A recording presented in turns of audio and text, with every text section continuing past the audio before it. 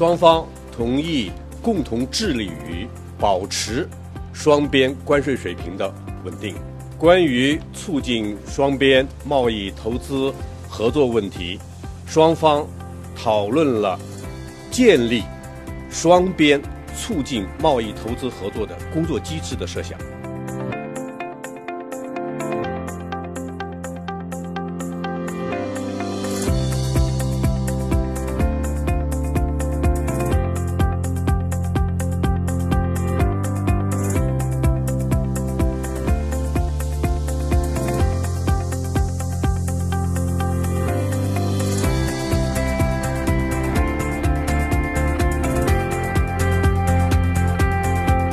Dialogul constant între China și SUA este esențial într-o lume interdependentă, prevenind transformarea neînțelegerilor în crize. Diferențele politice, economice și geopolitice sunt inevitabile, dar pot fi gestionate prin diplomație activă. Як дві найважливіші економіки світу, своєю співпрацею Сполучені Штати та Китай не лише принесуть користь обом сторонам, а й позитивно вплинуть на країни всього світу. Будемо сподіватися, що Сполучені Штати та Китай впоруються зі своїми розбіжностями, працюватимуть разом та дадуть імпульс світовій економіці.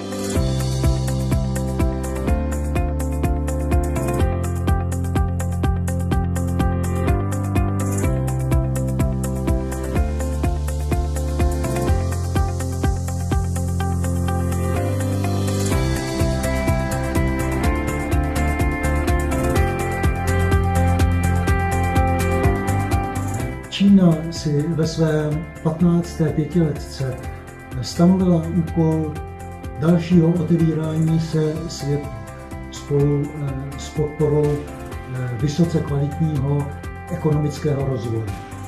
To mimo jiné znamená i vytvoření širšího prostoru pro spolupráci se Spojenými státy, a to na realizaci projektů, které mohou přinést užitek oběma zemím a potažmo celému světu.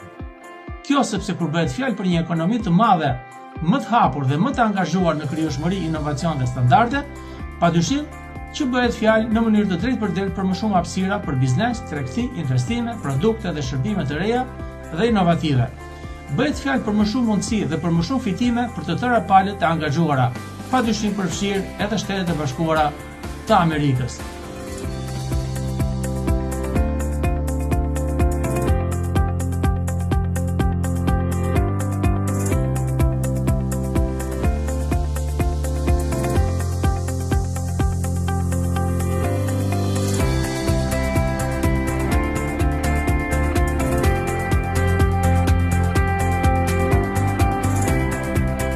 Două puteri dețin resursele, influența și capacitatea instituțională necesară pentru a modela răspunsuri globale la provocări care depășesc granițele naționale. De la stabilitatea sistemului financiar internațional până la securitatea energetică și combaterea crizelor sanitare, rolul lor este esențial în furnizarea așa numitelor bunuri publice globale, de care depinde funcționarea ordinii internaționale. Sepse këtë vit, Kina dhe Shtetet e Bashkuara të Amerikës janë organizatorët përkatësisht të këtyre dy forumave të rëndësishme globale, në të cilat qëndrojnë mundësi pothuajse unike për të treguar leadership të përgjegjshëm dhe lartpamës, sepse mbështetja reciproke dhe koordinimi në këto dy platforma me rëndësi ekonomike botërore padyshim që mund dhe duhet të sjellë një kontribut të vërtetë në qëndrueshmërinë financiare globale, në rritjen ekonomike rajonale dhe globale dhe në përballimin e sfidave të përbashkëta në nivel transnacional. Proto si myslím, že vzájemné vztahy na globální úrovni mezi těmito velmocemi a především mezi Spojenými státy a Čínou je nutné harmonizovat.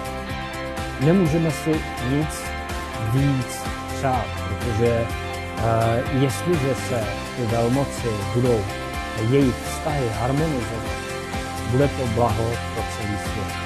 Успіх кожної країни – це можливості для тих сторін. Хороша взаємодія обов'язково призведе до результату взаєморівної співпраці. Це не тільки в інтересах обох країн, а й відповідає очікуванням міжнародної спільноти.